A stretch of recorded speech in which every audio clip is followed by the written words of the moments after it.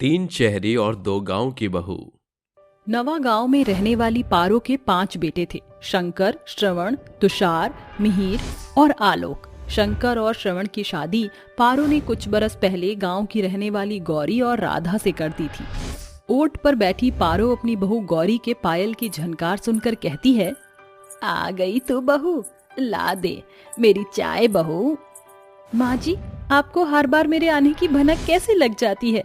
क्योंकि बहू, तेरे पायल के घुंघरू पूरे घर में छनकती जो रहती है, इसी से तो पता चलता है कि पारो के घर आंगन में बहू है। मेरे 2 बेटे नजर के सांझे हैं और 3 शहर में जाकर ऐसे घुल मिल गए हैं मानो माँ को बिसार ही दिया है। जब से शहर गए हैं तीनों ने एक भी तार नहीं भेजा। माँ जी, चिंता मत कीजिए, इस दफा जब देवर जी शहर से गांव लौटेंगे तो बस उन्हें भी ब्याह के बंधन में बांध देना। सोच तो यही रही हूँ, मगर मन में एक तूफान उफनता है कि मेरे बेटे कहीं शहरी तितलियों से दिल लगी ना कर बैठे। माँ जी, शहर की लड़की भी दिल की बुरी नहीं होती।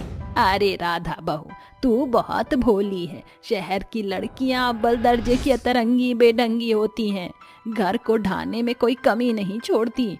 मुझे तो तुम दोनों जैसी गांव की बहू चाहिए, क्योंकि गांव की बहुएं परिवार को प्यार के गांठ में पिरोए रखती हैं। मगर माँ जी, जिस घर परिवार पर भगवान की नजरें बसती हैं, उस डेरे के निकट बिखराव कभी नहीं आता। इसी तरह समय बीतता जाता है। एक रोज पारो अपने तीनों बेटों को तार भेजती है। जैसे ही तुषार उस तार को पढ़ता है, उसके माथे पर चिंता की लकीरें उभरी देखकर मिहिर बोलता है, अरे क्या हुआ तुषार, तेरा चेहरा पीला क्यों पड़ गया?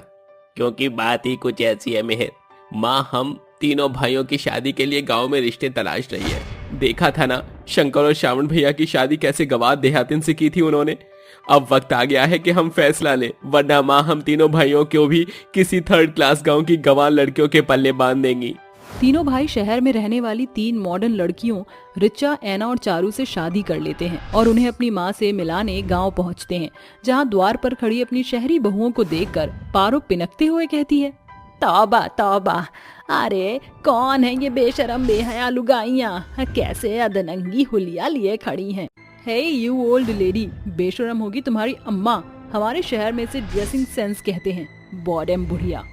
मुझे बुढ़िया बोलती है? अरे निकम्मो, तुम्हारे सामने ये मुझ पर ताने कस रही है और तुम बुत बने खड़े हो। होठ सिल गए हैं क्या? माँ, अब आप सास बहू के बीच हम क्या बोले? तुषार के मुंह से ऐसा सुनकर पारो गुस्से से झुंझला उठती है। क्या? तो आखिर तुम तीनों ने अपने मन की मुराद पूरी कर ली। मैं नहीं मानती इन बेशर्मों को अपनी बहू। पढ़ाई की आड़ में तुम तीनों प्रेम प्रसंग में पड़े हुए थे। निकम्मो, इससे पहले कि पारो का पारा 7वें आसमान की तराई पार कर जाए, इन्हें लेकर उल्टे पांव दफा हो।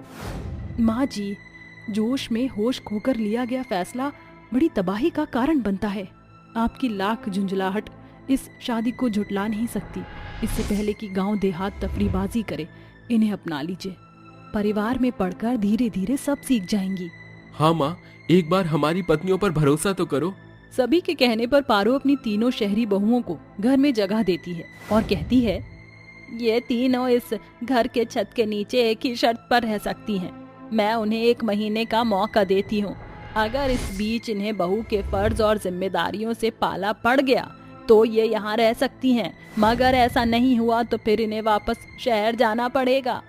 तुम हमें चैलेंज करियो सासू मॉम, हमें ये मंजूर नहीं। मगर मुझे मंजूर है माँ जी। मैं और राधा इन तीनों को आने वाले 30 दिनों में सारे तौर तरीके सिखा देंगे।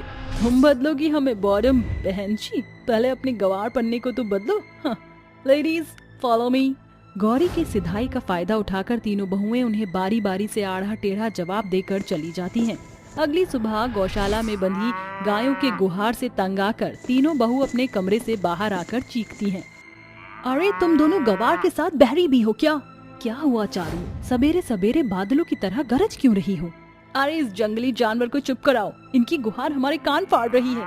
अरे तुम तीनों को हमारी धनों का शुक्रगुजार होना चाहिए। अलार्म का काम इस गैया ने कर दिया। ये पकड़ो चारा और धनों के मांद में डाल आओ।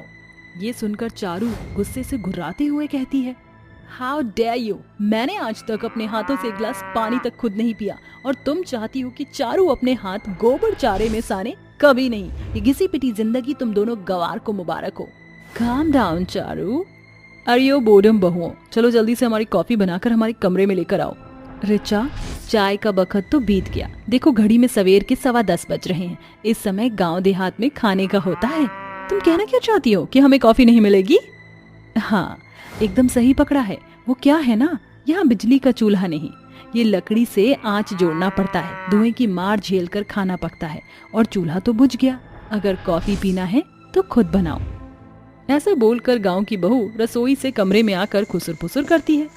राधा, क्या तुम्हें सचमुच लगता है कि ये पैतरा इन तीनों पर काम आएगा? हाँ जीजी, जब इंसान को अपने हाथ पांव डुलाने पड़ते हैं ना, तो अच्छे अच्छों की भटक खुल जाती है। जैसे तैसे तीनों बहू चूल्हा जलाकर कॉफी बनाती हैं और गहरी सांस भरते हुए एक ही सुरताल में बोलती हैं, ये इतना भी मुश्किल नहीं था। चारू, रिचा, इस चूल्हे पर बनी कॉफी में एक अलग ही सौंधापन है। हाँ, बात तो भली है। समय बीतता है जिसके साथ तीनों शहरी बहुओं के घमंडी स्वभाव में बदलाव आने लगता है। एक सुबह, क्या बात है, तुम तीनों रसोई के ओट पर क्यों खड़ी हो? कुछ चाहिए? अरे अब क्या हम तीनों बहू को इस घर में घूमने के लिए भी तुम्हारी इजाजत लेनी होगी? हाँ, सारा दिन कमरे में दीवार देख देख कर हम बोर हो गई हैं। तुम तीनों की बोरियत दूर करने का मेरे पास एक उपाय है। वो क्या? अगर तुम चाहो तो रसोई घर के कामों में हमारा हाथ बटा सकती हो। बिल्कुल नहीं, ये करछी चमचे तुम्हारे हाथों में ही जचते हैं। हाँ, और इस चूल्हे का धुआं तो हमसे एक सेकंड भी बर्दाश्त नहीं होता। मगर चारू, हमने इस चूल्हे पर कॉफी बनाया तो याद है, असल में मैं आप दोनों से एक्सपीरियंस लेना चाहती हूँ। रिचा को गांव की बहुओं के साथ काम करता देखकर चारू और ऐना भी बेमन से उनका हाथ बटाने लगती हैं, मगर ये सब उन्हें भाने लगा था। फिर एक दिन पारो अपनी पांचों बहू को एक साथ काम करता देख खुद में बड़बड़ाती हुई बोलती है, ये मेरी आंखें क्या देख रही हैं? इतनी जल्दी मेरी तीनों शहरी बहू के रंग ढंग इतना कैसे बदल गया? अधनंगे कपड़े त्याग कर 6 मीटर की साड़ी लपेट ली। अभी तो 15 दिन ही बीते हैं, परिणाम में आधा महीना बाकी है। देखते ही देखते 1 महीने का मंजर खत्म होने को आ जाता है। उस रात तीनों शहरी बहू देर रात तक जागती हुई आपस में बात करती हैं। तभी वहाँ से गुजर रही पारो कमरे की बत्ती जलती देखकर ठहर जाती है। कल ये तय होगा कि हम तीनों बहू इस छत के नीचे रहेंगी या नहीं, मगर अब मुझे इस घर की दीवार से प्यार हो गया है। हाँ है ना, तुमने तो मेरे मन की बात छीन ली। मुझे इस मिट्टी के चूल्हे की आदत सी हो गई है, उस ओट की आदत सी होगी जहाँ सासू माँ हर सबेर बैठती हैं। शायद कल के बाद ये सब हमसे छिन जाएगा।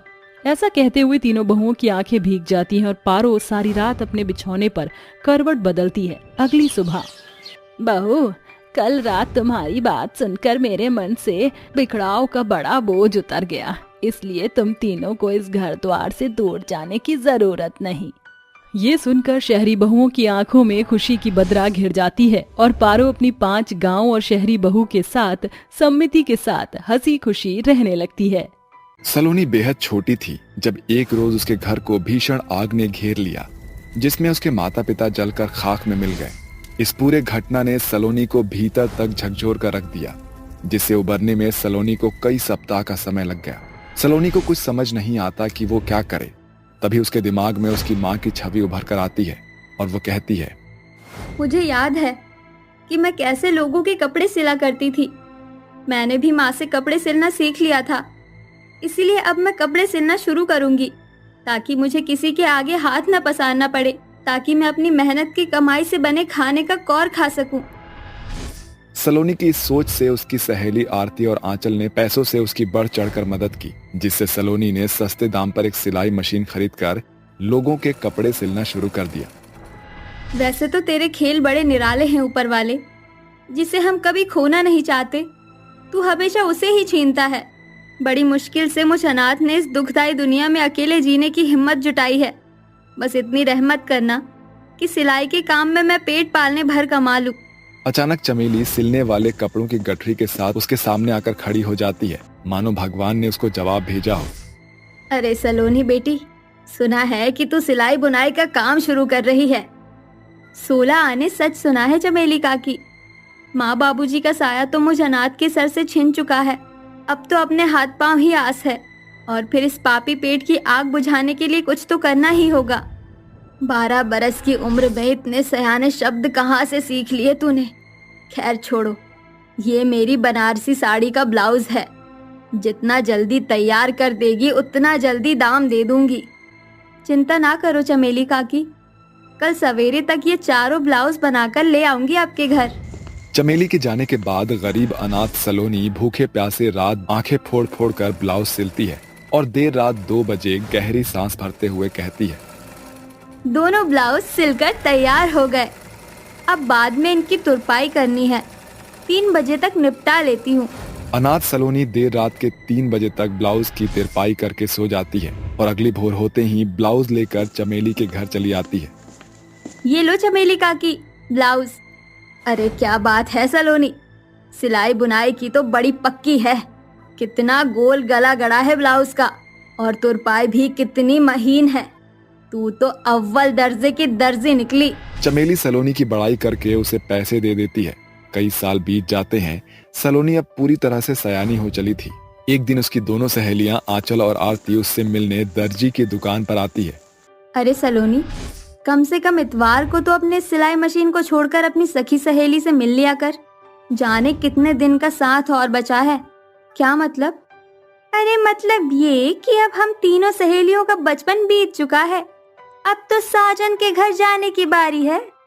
मेरी शादी को लेकर तो माँ बाबूजी के सैकड़ों अरमान हैं। शादी की साज-बाज की बात सुनकर अनाथ सलोनी का चेहरा फीका पड़ जाता है और उसकी आंखों से आंसू डबडबा जाते हैं। अरे क्या हुआ सलोनी? तेरी आंखों से तो अभी आंसू छलक रहे हैं, जैसे कि तेरी विदाई अभी हो रही है। नहीं आंचल, शायद मेरे निर्दय निगोड़े भाग्य में शादी का सुख नहीं है। अनाथ हूँ, कोई क्यों मुझ मनहूस को अपने घर की बहू बनाएगा। ऐसा कहते हुए अनाथ सलोनी फपक फपक कर रोने लगती है और गुजरते समय के साथ उसकी दोनों सहेलियां आंचल और आरती की भी शादी हो जाती है, जिसके बाद सलोनी पूरे तौर से अकेले पड़ जाती है। तभी गांव में रहने वाली रज्जो उस अनाथ दर्जी की दुकान पर दस्तक देती है। अरे सलोनी, तुझे मालूम है बचपन में जिन सखी सहेलियों के संग तू अट खेलिया करती थी और तू अब तक कुंवारी या फिर यूं कहे कि बीमारी बनकर बैठी हुई है। सालों से देख रही हूँ दर्जी बनकर अठन्नी चवन्नी के पीछे सर खपाती है। तेरी हथेलियां तो सिलाई मशीन और उसके धागे में उलझकर ही रह गया। खैर, ये ब्लाउज सिल देना, कल मुझे शादी में जाना है। रज्जो की तानेबाजी अनाथ सलोनी के दिल को छल्ली छल्ली कर देती है और उसके जाते ही सलोनी औंधे मुंह गिरकर अपने आंसू से धरती को भिगोने लगती है। तभी एक नौजवान जिसका नाम नीरज था उसके सामने रुमाल बढ़ाकर मर्म लहजे में कहता है, ये लीजिए, आंसू पोंछ लीजिए। सलोनी हड़बड़ाहट के साथ उठ खड़ी होती है और पूछती है, माफ कीजिएगा, आज से पहले मैंने आपको गांव में देखा नहीं। जी, मेरा नाम नीरज है और मैं यहाँ का नया IAS ऑफिसर हूँ। ओह, तो आप सरकारी मुलाजिम हैं। कहिए, यहाँ कैसे आना हुआ? जी, वो मेरे दफ्तर में सभी नौजवानों ने आपके सिले शर्ट पहने हुए थे और मैं तो सिले शर्ट ही पहनता हूँ, इसलिए क्या आप ये शर्ट सिल देंगी मेरे लिए? जी जरूर। उस रोज से नीरज सलोनी की सादगी में खोता चला जाता है। वो हर दिन किसी न किसी बहाने सलोनी को नजर भर देखने के लिए वहां आता है। सलोनी के मन में भी नीरज के प्रति प्यार की छवि उभरने लगती है और आखिरकार वो दिन आ ही जाता है जब नीरज अपने प्यार का इजहार करता है। देखो, मैं तुमसे बहुत प्यार करने लगा हूँ। मैं रोज तुम्हें देखता हूँ और मैं बस इसलिए आता हूँ क्योंकि बस मैं तुम्हें देखना चाहता हूँ। देखो सलोनी, मैं तुमसे बस एक बात कहना चाहता हूँ, क्या तुम मुझसे शादी करोगी? ये सुनकर सलोनी के शब्द उसका साथ छोड़ देते हैं। वो बिना पलक झपकाए नीरज को एक टक निहारना शुरू कर देती है। मगर नीरज जी, आप एक बड़े अफसर हैं, फिर आप मुझ मामूली सी दर्जी से दिल लगी कैसे कर सकते हैं, ये जानते हुए भी कि मैं एक अनाथ हूँ। हमारे दायरे अलग है। मैं एक अनाथ गरीब दर्जी हूँ और आप एक बड़े अफसर। सलोनी, मैंने बहुत सोच समझ कर ही शादी का फैसला किया है। मुझे हमेशा से ऐसी जीवन साथी की तलाश थी जो सादगी से भरपूर और सुलझी हुई हो, और मेरी तलाश तुम पर खत्म हुई, इसलिए मैं तुमसे ही शादी करना चाहता हूँ। ये सुनकर सलोनी फूले नहीं समाती और कहती है, माँ बाबूजी के यूं चले जाने से मैं इस कदर टूटकर बिखर गई थी कि भगवान शब्द से मेरा भरोसा ही उठ गया था। खुद को धरती का धूल समझने की भूल कर बैठी, मगर अब मेरे जीवन में भी खुशियों के रंग होंगे। सलोनी के शादी की खबर पूरे गांव में नगाड़े की धुनी के जैसे छा जाती है हर घर में सलोनी के हौसले को सराहा जा रहा था। गांव का पुरुष प्रधान समुदाय उसके घर आता है। अरे सलोनी बिटिया, अरे कहाँ है तू? अरे धूपन चाचा, आप यहाँ सभी के साथ? हाँ बेटिया, अब हम सभी तेरे बाबूजी बनकर तेरी शादी का मंडप बांधेंगे, तेरा कन्यादान करेंगे और तेरी विदाई भी हमारी ही जिम्मेदारी है। ये सुनकर सलोनी का मुरझाया हुआ मुखड़ा खुशी से खिल उठता है। कुछ लोग मंडप बना रहे होते हैं तो कुछ लोग घर को सजाने धजाने में लगे हुए होते हैं। शादी का दिन दस्तक देने में ठीक से 2 दिन भी नहीं, मुझे शादी का जोड़ा सिलना बुनना अभी बाकी है। चल सलोनी, अभी तो तेरी हल्दी मेहंदी की रस्म बाकी है बेटी।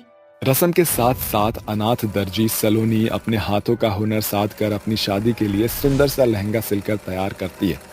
पूरा गांव गढ़ मिलकर शादी की तमाम रस्म में शामिल होते हैं। कहीं औरतें सलोनी को हल्दी उपटन लगाती तो कहीं शहनाई में शादी की धुन बज रही थी। शादी के दिन पूरा गांव जुगनू के जैसे जगमगा रहा था, जिसे देखकर दुल्हन के जोड़े में निखर रही सलोनी कहती है, माँ बाबा, आज आपकी बेटी की शादी है। जब ब्याह के बेला पर ध्रुव तारा देखूं तो अपना आशीर्वाद उस ध्रुव तारे के साथ भरकर भेज देना। थोड़ी ही देर में बारात नाचते गाते हुए अनाथ दुल्हन के डेरे में दस्तक देती है, जहां गांव गढ़ बढ़ चढ़ कर उनका आदर सत्कार करते हैं, जिसके अंत में संपूर्ण विधि विधान से सलोनी की शादी नीरज से हो जाती है और वो अनाथ लड़की से सदा के लिए सुहागन बनकर नीरज के साथ खुशहाल जीवन की नींव रखती है। तो दोस्तों, यही थी हमारी अनाथ लड़की की शादी की कहानी। छोड़ दे, वही तो, छोड़ दे। इस पैटीज पर नजर पहले मेरी पड़ी थी, मगर निशाना पहले मैंने साधा था। हटो तुम दोनों, क्योंकि इसे मेरी उंगलियों ने चारों तरफ से घेर रखा है और हमारी उंगलियों ने तुम्हारी उंगलियों को चारों ओर से घेर लिया है। एक पैटीज के पीछे तीनों कुत्ते बिल्ली के जैसे क्यों लड़े जा रही हो? इससे बेहतर बंटवारा करके आपस में खा लो। मगर माँ, ये पैटीज पिताजी मेरे लिए लाए थे, इसे तो मैं ही खाऊंगी। विधि की बच्ची, अगर तू पापा की परी है तो मैं भी माँ की मगरमच्छ हूँ। ये पैटीज तो मेरे ही पेट में जाएगा। तीनों के बीच पैटीज के पीछे का वाद विवाद भीषण महाभारत में बदल जाता है। तीनों एक दूसरे के बाल पकड़कर मारपीट पर उतारू हो जाती हैं, जिसे देख तान्या थसकरी मारकर माथा पकड़कर कहती है, हे ईश्वर, कैसी झगड़ालू बिटिया जनी है मैंने। एक पल भी तीनों के बीच पटरी नहीं बैठती, जाने जब देखो घर को अखाड़ा बनाती रहती है। अरे तुम तीनों के महाभारत के कारण बेचारे पैटीज का भरता बन गया, अब बस करो। तेजसपुर गांव में रहने वाली तान्या की 3 बेटियां थीं। तीनों की उम्र में 2-2 वर्ष का अंतराल था। जहां विधि 16 बरस की थी, वहीं परिधि 14 की तो निधि 12 बरस की थी। ऐसा कोई दिन नहीं जाता था जिस रोज तीनों के बीच घमासान युद्ध न छिड़ता हो। वो हमेशा खाने की मेज को महाभारत का मैदान बनाती थी। समय गुजर रहा था। एक सुबह, मेरे तीनों अनमोल रतन, टिफिन तैयार कर दिया है, मन लगाकर पढ़ना, अलविदा।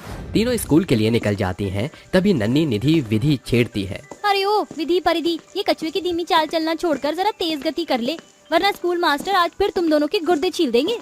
चुप कर, इस बित्ते भर की ततैया के बोल बच्चन बहुत ज्यादा बढ़ रहे हैं। बेटा कायदे में रह लो, वरना खोपड़ी खिसक गई तो 2 गज जमीन में गाड़ दूंगी। मैं तेरी इन खोखली धमकी से नहीं डरती, तू मेरा बाल भी बाका नहीं कर सकती। विधि, ये निधि तुझे ललकार रही है।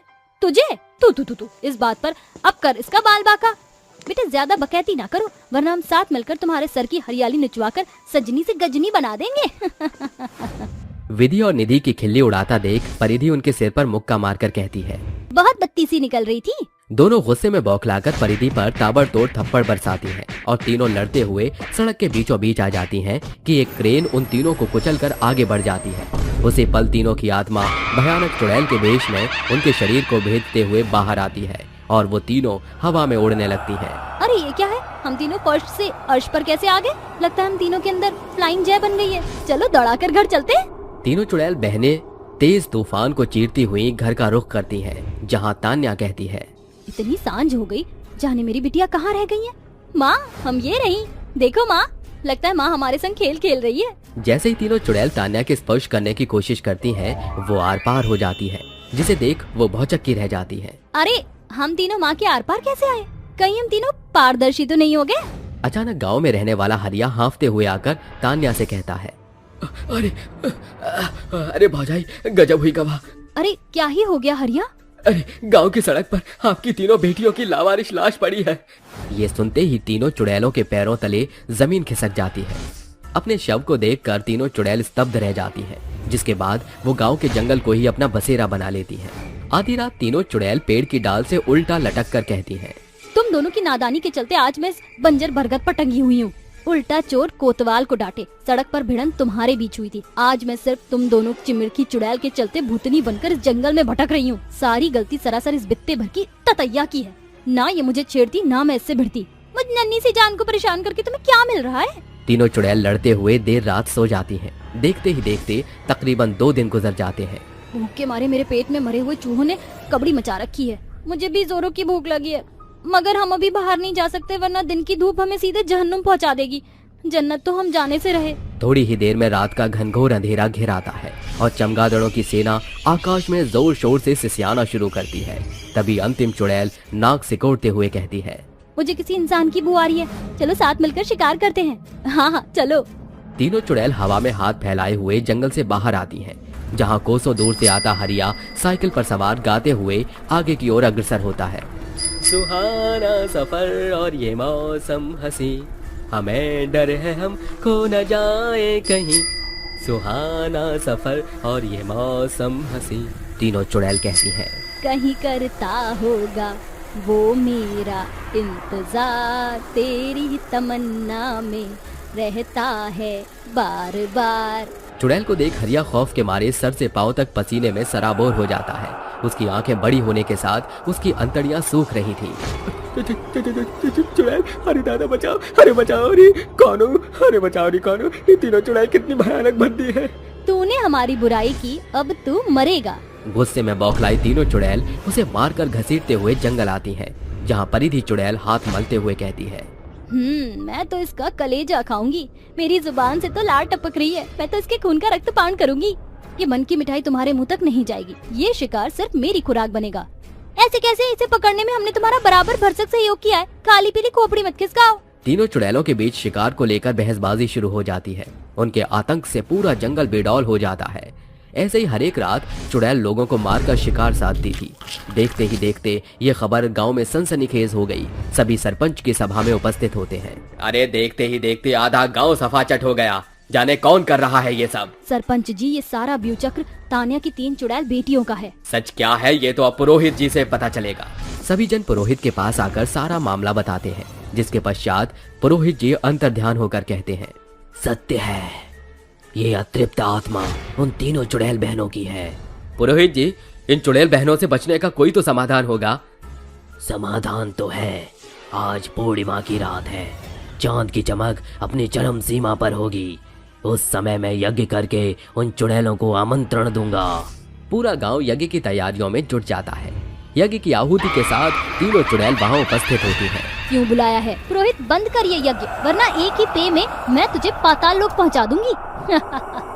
बंद करो ये बकैती। चिमिरकी चुड़ैल, तू इस पहलवान पुरोहित को हिला भी नहीं सकती। अरे ओ चुड़ैल, बंद कर अपना सड़ा मुंह। बातों से ज्यादा तो बू निकल रही है तुझमें से। अरे विधि चाहे तो अपने बू से ही बंदा बेहोश कर दे।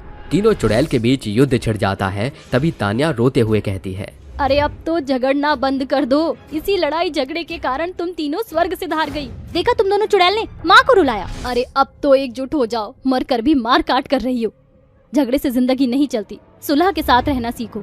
अगर एक मिजाज गर्म है तो दूजा नर्म रह सकता है। तान्या को बिलक बिलक कर रोता देख तीनों चुड़ैल बहनों की आंखों में खून के आंसू बरसने लगते हैं। माँ हमें माफ कर दो। अब हम समझ गई हैं कि लड़ाई झगड़े जीवन का जुड़ाव है। जहाँ प्यार होता है वहाँ झगड़े भी होते हैं। आज के बाद हम कभी नहीं लड़ेंगे।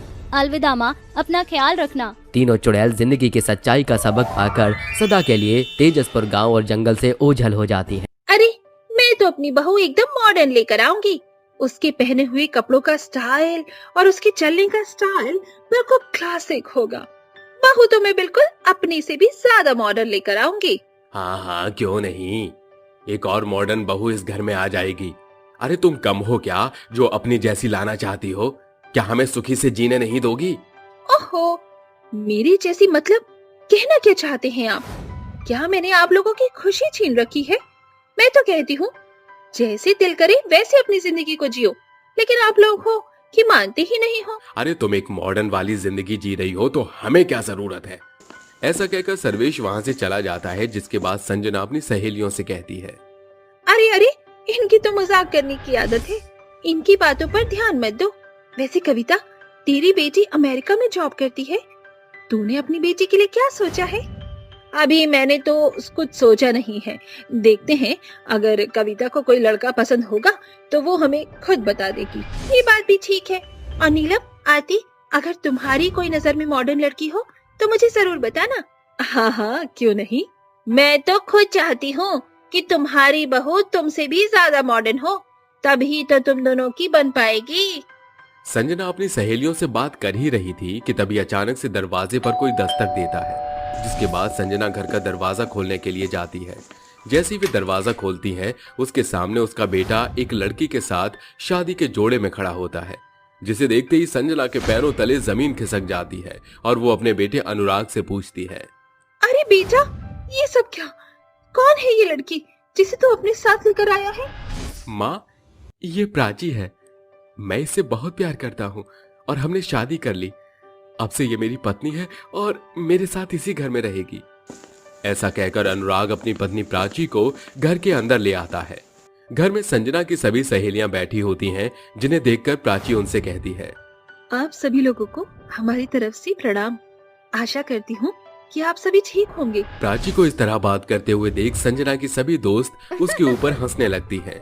तभी प्राची उनसे कहती है, अरे क्या हुआ? तुम सब इतनी जोर जोर से क्यों हंस रही हो? क्या मन ने कोई बड़ा जोक मारा से? अरे नहीं नहीं, जोक तो यहाँ तुम्हारी सास का बना है। अभी तो बहुत बोल रही थी कि मैं अपने बेटे अनुराग के लिए एकदम मॉडर्न लड़की लेकर आऊंगी, लेकिन तुम तो पूरी गांव की गवार हो।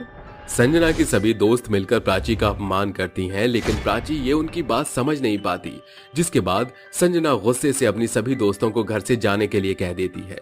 उनके जाते ही वो अपने बेटे से कहती है, बेटा, ये सब क्या है? कौन है ये गवार लड़की? इसको तो बात करना भी नहीं आता। ये हमारे घर की बहू कैसे बन सकती है? अरे माँ, ये प्राची है, कन्हैयापुर के गांव में रहती है। हम दोनों ने एक साथ कॉलेज किया था, तब से ही हम दोनों एक दूसरे से प्यार करते हैं। मैं तो शादी अच्छे से करना चाहता था, लेकिन प्राची के माता पिता मान नहीं रहे थे, इसलिए मुझे उसे भगाकर शादी करनी पड़ गई। अरे बेटा, इसे तू जहाँ से लेकर आया है वहीं छोड़ो। ये लड़की तेरे लायक नहीं है। कितनी गवार है, इसे तो बात करना भी नहीं आता। पता नहीं कौन सी लैंग्वेज यूज कर रही है। नहीं माँ, मैं प्राची को नहीं छोड़ूंगा। ये मेरी पत्नी है, आज से ये मेरे कमरे में ही रहेगी। अरे माँ जी, अब तो हमने जवाब मिल गया से, अब मैं कहीं ना जाती। चलो चलती हूँ मैं अपने पति के दोहरे कमरे में। चलो जी, मन ने अपना कमरा दिखा दो। अनुराग प्राची को अपने कमरे में ले जाता है और उसे अपना कमरा दिखाता है। वहीं दूसरी तरफ एक गांव की लड़की से अपने बेटे की शादी देख संजना बहुत ज्यादा परेशान हो जाती है, जिसके बाद वो हर रोज अपना सारा गुस्सा प्राची के ऊपर निकालने लगती है। अरे अब मैं इसका क्या करूं? ये तो रोज मुझे इग्नोर कर देती है। इसको यहाँ से भगाने के लिए मुझे कुछ तो करना ही होगा। ऐसा सोचकर संजना अपने घर में एक बहुत बड़ी पार्टी रखती है। ये पार्टी वो अपनी सालगिरह बनाने के लिए रखती है, जिसमें वो अपने सभी अमीर और हाई फाई दोस्तों को इनवाइट करती है। पार्टी में सभी लोग एंजॉय कर रहे होते हैं कि तभी प्राची पैरों में मोटी मोटी पायल पहनकर और छम छम करती हुई आती है, जिसे देखकर सभी मेहमान जोर जोर से हंसने लगते हैं। अरे ये क्या? ऐसा लग रहा है जैसे गांव की कोई छम्मक छल्लो चलती हुई आ रही है। अरे अरे देखो तो सही, कितनी गवार है ये। इसको तो कपड़े पहनने का भी ढंग नहीं है। पार्टी में आने के बाद सभी के मुंह से ऊट पटांग बातें सुनकर प्राची को बहुत गुस्सा आता है, जिसके बाद प्राची गुस्से से कहती है, अरे यो के बकवास करे जा रहे हो तुम लोग? अरे गांव के लोग के इंसान न होते का, जो तुमने अपने क्लास की पढ़ी है। क्या जानते हो तुम फैशन के बारे में? अरे महारे तो पूछो, फैशन के होवे है? अरे फैशन वो होवे है जिसमें पूरा शरीर ढके होवे है। तुम्हारी तरह आधा नंगा घूमना किसको अच्छा लगेगा? अरे जिन लोगों को इंसान की इज्जत करनी ही नहीं आती, वो किस बात का क्लास दिखा रहे हैं? प्राची का ये बर्ताव देखकर वहाँ खड़े सभी मेहमान चुपचाप खड़े हो जाते हैं, जिसके बाद संजना गुस्से से प्राची के मुंह पर एक थप्पड़ मारती है और उससे कहती है, हाउ डेयर यू! तुम्हारी हिम्मत कैसे हुई मेरे मेहमानों की इंसल्ट करने की? तुम अभी मुझे जानती नहीं हो। I know you very well सासू माँ जी। प्राची के मुंह से इंग्लिश सुनते ही संजना हैरान रह जाती है, जिसके बाद प्राची सबसे कहती है, आपको क्या लगता है कि मैं गवार हूँ और गांव से आई हूँ? दरअसल मैं इसी शहर के कमिश्नर की बेटी हूँ। मेरा नाम प्राची वर्मा है और मुझे नहीं लगता कि मुझसे ज्यादा अच्छा क्लास आप लोगों का होगा, लेकिन आज मुझे इतना जरूर पता चल गया है कि यहाँ लोग क्लास नेचर से नहीं, उसके पहने हुए कपड़े और उसके बात करने के तरीके से जज करते हैं। प्राची की ये बात वहां खड़े लोगों को बहुत ही अच्छे से समझ आ जाती है। वहीं दूसरी तरफ प्राची का सच जानकर संजना को अपने ऊपर बहुत ही शर्मिंदगी महसूस होती है, जिसके बाद वो प्राची के पास आकर कहती है, अरे बहू, मुझे माफ कर दो। मुझे लगा कि तुम गांव की लड़की हो, तुम्हारी थोड़ी सी बेइज्जती करूंगी तो शायद तुम यहाँ से हमेशा के लिए भाग जाओगी, लेकिन मैं नहीं जानती थी कि तुम इसी शहर की कमिश्नर की बेटी हो। लेकिन आज मुझे एक सबक जरूर मिल गया है कि मॉडर्न अच्छे कपड़े या अच्छे दिखने से नहीं, बल्कि दिल से होना चाहिए। तभी वहां अनुराग आता है और अपनी माँ से कहता है, माँ, ये सब प्राची का ही प्लान था। जब मैंने उसे बताया कि आप बहुत मॉडर्न हो और आपको एक मॉडर्न बहू चाहिए, तो प्राची ने मुझे समझाया कि मॉडर्न कपड़ों से नहीं, दिल से होना जरूरी है, और इसलिए प्राची ने ये ड्रामा शुरू किया ताकि आप भी दिल से मॉडर्न बनो, ना कि कपड़ों से। संजना का सर शर्म से झुक जाता है और वो अपने बेटे और बहू दोनों से माफी मांगती है, जिसके बाद संजना प्राची के साथ अच्छे से व्यवहार करने लगती है और उस दिन से गांव के लोगों के बारे में उल्टा सीधा कहना भी बंद कर देती है, जिसके बाद सभी लोग खुशी खुशी रहने लगते हैं। लगावे लो जब लिपस्टिक, लगावे लो जब लिपस्टिक, हिलेला आरा डिस्ट्रिक्ट, जिला टॉप लागे लो, जिला टॉप लागे लो। बिरजू देर रात साइकिल पर सवार होकर सुनसान सड़क से अपने गांव मखनापुर की ओर अग्रसर हो रहा था। आसपास के सभी गांव गहरी नींद के आगोश में थे। सर्द लहरें रात के माहौल को खौफनाक मंजर की आकृति दे रही हैं कि अचानक उसकी निगाह रास्ते के बीचों बीच खड़ी एक युवती पर पड़ती है, जिसका शारीरिक ढांचा एक अप्सरा के समान सुंदर और आकर्षक था। अरे पतरी कमरिया, तिरछी नजरिया, कौन है आखिर ये बिजुरिया? लहराते लंबे केश से कायल करत है ससुरी। बिरजू उस युवती के रूप में मंत्रमुग्ध होकर उसके पास आ पहुंचता है, जहां दोनों की निगाहें आपस में टकराती हैं। वह युवती कहती है, बाहों में चलिया हमसे सनम क्या पर्दा, हमसे सनम क्या पर्दा। अरे ओ अप्सरा, इतनी देर रात इस सुनसान सड़क पर का करत हो? और क्या, तुम्हारा इंतजार कर रही थी मेरे प्यारे प्रियतम। क्या बात है मंचली, लागत है तुमरे हमरे जज्बात एक से हैं। अच्छा, तो फिर देर किस बात की है? देखो, मौका भी है और दस्तूर भी। ये कहकर युवती जंगल के भीतर बढ़ने लगती है। पूरे जंगल में उसके पायल की छनकर गूंज उठती है, जिसके साथ पंछियों का बसेरा सुगबुगाता देख वह कहती है, आकाश के परिंदों, मैं कहती हूँ चुप हो जाओ। अरे ओ मंचली, उरी कितना भगाओगी? अरे ऐसन तो सारी रात काली हो जाएगी। वह युवती बरगद के पेड़ के ओर मुंह करके खड़ी हो जाती है। जैसे ही बिरजू उसे पलटता है तो उसकी सिट्टी पिट्टी गुल हो जाती है, क्योंकि दरअसल वह युवती एक चुड़ैल थी। अरे दादा, ये का भला है बे? ये अप्सरा चुड़ैल में कैसे तब्दील हो गई? क्या हुआ प्रियतम, तुम्हें मेरा ये अक्ष पसंद नहीं पड़ा? साला हम ही ससुरी के संग ब्याहरा चाय के सपना सजोवत रहे। अरे जोने के हम मेहरिया बनावल चाहत हूँ, यू हमार मौत के स्वयंवर रचावत चाहत है। अरे भाग बिरजुआ, अरे भाग। ये कहकर बिरजू तेज गति से उठकर भागने लगता है। तभी चुड़ैल पेड़ों पर कूदती फंदती हवा को चीरती हुई उसका पीछा करती हुई कहती है, मुझसे बचकर कहाँ तक भागेगा? चुड़ैल उसको आगे से आकर घेर लेती है और कहती है, तू जहाँ जहाँ चलेगा मेरा साया साथ होगा। क्यों मेरे सपनों के साजन अपनी सजनी पर इतना सितम क्यों कर रहे हो? देखो समा कितना सुहाना है, तुम हो कि मुझसे दूरी साध रहे हो। अरे बेशरम बेहया चुड़ैल, तू हमरे संग धोखाधड़ी की है। अरे चलावा करना तो मुझ चुड़ैल की सबसे हसीन अदा है। अब जल्दी से मेरे मन की मनसा पूरी कर दो। बेशरम चुड़ैल, दूर हट मुझसे। शायद तुझे पता नहीं कि मैं बेशर्म चुड़ैल के साथ साथ बुरी चुड़ैल भी हूँ। गुस्से से तिलमिलाई चुड़ैल बिरजू का सर धड़ से अलग कर देती है। उसका सारा खून पीकर कहती है, ये मानव एकदम मूर्ख निकला। ये कहानी है मखना गांव की, जहां के जंगल में बड़ी ही बेशर्म किस्म की एक चुड़ैल का बसेरा था। वह अपनी शक्तियों से हर एक रात जवान सुंदर युवती का भेष धरकर पुरुषों को अपने जाल में फंसाया करती। बदकिस्मती से जो कोई भी शख्स उस चुड़ैल से संबंध बनाता, उसकी सांसें चली जाती हैं। अरे उस बेशर्म चुड़ैल ने कितनी बुरी मौत मारा है बेचारे बिरजू को। ये देखकर तो खौफ के मारे मेरे रोए सिहर रहे हैं। जाने वो मर जानी कमबख्त चुड़ैल हमारे गांव के मर्दों को ही क्यों मौत दे रही है। जैसा कि हम सभी उस बेशर्म बेबाक चुड़ैल के काले करतूतों से भली भांति वाकिफ हैं। वो हर एक रात मेनका अप्सरा जैसी सुंदरियों का भेष धरकर मर्दों को अपने पास बुलाती है। इसके बाद सभी अपने घरों की ओर अग्रसर होते हैं और पूरा गांव अंधेरे से मांद जाता है। जबकि बाद चुड़ैल जंगल से बाहर आती है। एक बार फिर मखना गांव में काली रात आई है, साथ ही मुझ चुड़ैल के लिए सुनहरा सौगात लाई है। कौन बनेगा मेरा शिकार? एकाएक चुड़ैल की तेज निगाह कोसों दूर से आ रहे शंकर पर पड़ती है।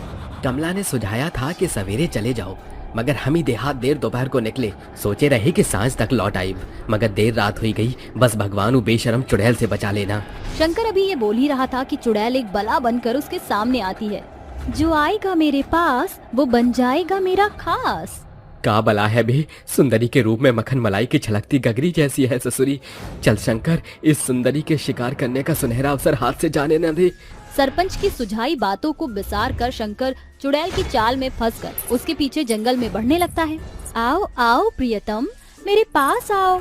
एकाएक शंकर की निगाह चुड़ैल के पैरों पर पड़ती है, जिसे देखते ही उसके पांव सनसना कर वहीं थम जाते हैं। उल्टे पैर तो चुड़ैल के होते हैं। अरे ससुरा, तभी तो ये बेशरम चुड़ैल का बोलबाला एकदम विदेशन गौरियन के जैसी है। आओ प्रियतम और मेरी बाहों में समा जाओ। बुलाती है मगर जाने का नहीं। ये सुनकर चुड़ैल गुस्से से तिलमिलाकर जैसे ही पांव पटकती हुई अप्सरा का अक्ष भयानक खूंखार चुड़ैल में बदल जाती है। तुम इंसानी कीड़े मकोड़ों की समस्या है। चुपचाप से इस जंगल में मेरे साथ मंगल कर, वरना आज इस जंगल में दंगल होगा। अरे बेशरम बेहया भूतनी, कुछ तो भूतनियत रख। ये सही है, तुम करो तो रास लीला और मैं करूँ तो कैरेक्टर डीला। तूने कदर मेरी नहीं जानी, अब तेरा भी वही हश्र होगा जो बाकियों का हुआ। चुड़ैल अपने लंबे पैनी नाखून से शंकर का पेट फाड़कर उसका रक्त पान करती है। प्यार की भूख नहीं मिटी तो क्या हुआ, पेट की भूख तो शांत हुई। ऐसे ही दिन सप्ताह और सप्ताह महीने में ढलते जा रहे थे। चुड़ैल अक्सर अपने हुस्न से सड़क पर आते जाते मर्दों को रीझ कर उन्हें मौत दिया करती। दो दोस्त देर रात कार में सवार होकर आ रहे थे। अरे वाह, लगता है आज शहर से शिकार आया है। आज गांव की गोरी बनने से काम नहीं चलेगा। चुड़ैल शातिर मुस्कान देते हुए शहरी पहनावा पहनकर सड़क के बीचों बीच आ खड़ी होती है। ए तन्मय, अरे सामने देख, आइटम बम लगत है, लिफ्ट की राह में खड़ी है। दोनों कार रोककर कहते हैं, ए ब्यूटी बेबो, लिफ्ट? नो, मैं यहाँ लिफ्ट का नहीं, अपने लकी बॉय का इंतजार कर रही हूँ। अरे तो हमें का खामी है। तो ठीक है, चलो मेरे साथ। चुड़ैल उन्हें मोह जाल में फंसाकर जंगल के अंदर लाती है। यार तन्मय, कहीं हम लकी बॉय की बजाय बकलोल न बन जाए। और कितना दूर चलना है यार? बस नदी तक। चुड़ैल नदी के पास आकर नाच गाकर दोनों लड़कों को रिझाने लगती है। आई वाना तेरा इश्क इश्क तेरा इश्क इश्क मेरे जानिया। चुड़ैल के एक इशारे पर पूरा जंगल रोशनी से जगमग हो जाता है, जिसे देख दोनों दोस्त बहुत चक्के रह जाते हैं। अरे ये कैसे किया तुमने? एकाएक चुड़ैल अपने असली अक्ष में आकर कहती है, ऐसे यार आयांश, ये तो चुड़ैल है, भाग यहाँ से। जैसे ही दोनों भागने के लिए बढ़ते हैं, चुड़ैल उन्हें जमीन पर पटकते हुए कहती है, देखो, चुपचाप मेरे मन की मनसा पूरी कर दो। मुझे बाबू सोना की चोचलेबाजी नहीं आती, मगर जादू टोना में मुझे महारत हासिल है। ये कहकर चुड़ैल उन दोनों को अपने मोहिनी अस्त्र के असर से मंत्रमुग्ध करके उनके संग संबंध स्थापित करती है, जिसके साथ दोनों की सांस सदा के लिए रुक जाती है। अगली सुबह, सरपंच जी, मौत का ये मसला तो बढ़ता ही जा रहा है। पहले बिरजू, फिर शंकर, फिर आते जाते राहगीर। उस चुड़ैल का कुछ भी नहीं हो सकता। कल रात मैं पुरोहित जी के पास गया था। उन्होंने कहा कि इस जंगल के हर एक छोर को इस कलावे अक्षर से बांधना होगा, जिससे वो बेशरम चुड़ैल सदा के लिए बंधक में बंध जाएगी। सभी साथ मिलकर जंगल की सीमा को बांध देते हैं, जिसके कुछ दिनों तक चुड़ैल की चाल थम जाती है। मगर एक रात पियक्कड़ युवक उस जंगल में जैसे जाता है, वैसे ही बंधन टूटते और चुड़ैल आजाद होती है। ओम पो ले भैया, हो गई मेरिया। अब मुझे दुर्राटे काटने से कोई नहीं रोक सकता। उस दिन से आज तक उस बेशर्म चुड़ैल ने कई पुरुषों को अपने हवस का शिकार बनाया।